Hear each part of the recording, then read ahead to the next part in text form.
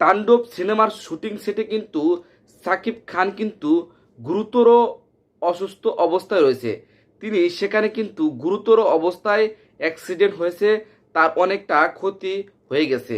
এটি কিন্তু সোশ্যাল মিডিয়ার মাধ্যমে এই গুঞ্জনটি শোনা যাচ্ছে যে তাণ্ডব সিনেমায় নাকি সাকিব খান গুরুতর আহত হয়েছেন এবং তার জন্য কিছুদিন শুটিং বন্ধও রয়েছে। এমন একটা গুঞ্জন কিন্তু সোশ্যাল মিডিয়ায় ভাইরাল হয়ে গেছে। অলরেডি কিন্তু তাণ্ডব সিনেমার হালকা টিজার প্রকাশ করেছে, সেখানে কিন্তু ঝড় তুলে দিয়েছে এই তাণ্ডব সিনেমা।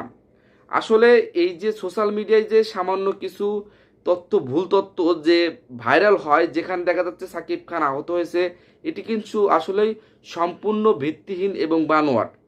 কারণ হচ্ছে সাকিব খান আসলেই কোনো আহত হননি। এগুলো হচ্ছে কিছু কিছু মিডিয়া যারা রয়েছে, যারা ইউটিউবার রয়েছে, তারা কিন্তু ভুল তথ্য প্রচার করে মানুষের মধ্যে বিভ্রান্তি সৃষ্টি করে এবং তারা আরও মানুষের মধ্যে একটা আতঙ্ক তৈরি করে ফেলে।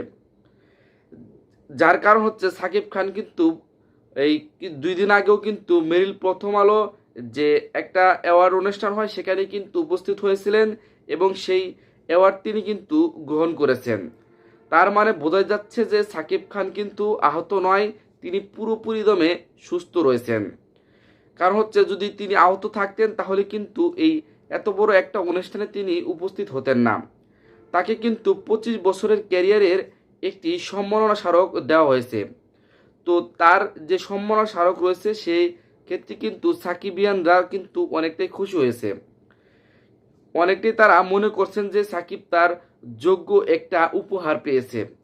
25 বছরের যে যে ক্যারিয়ারের যে একটা উপহার, সেটিতে কিন্তু তাকে দিয়ে তাকে ধন্য করা হয়েছে। তো অবশেষে কিন্তু মেরিল প্রথম আলো গুণীজনের কদর করতে শিখেছে, এটি কিন্তু সাকিব ভক্তরা বলছে। তো একটা নিউজ আবার বলে রাখি যে সাকিব কিন্তু আহত হননি, এটি কিন্তু আসলেই ফেক নিউজ।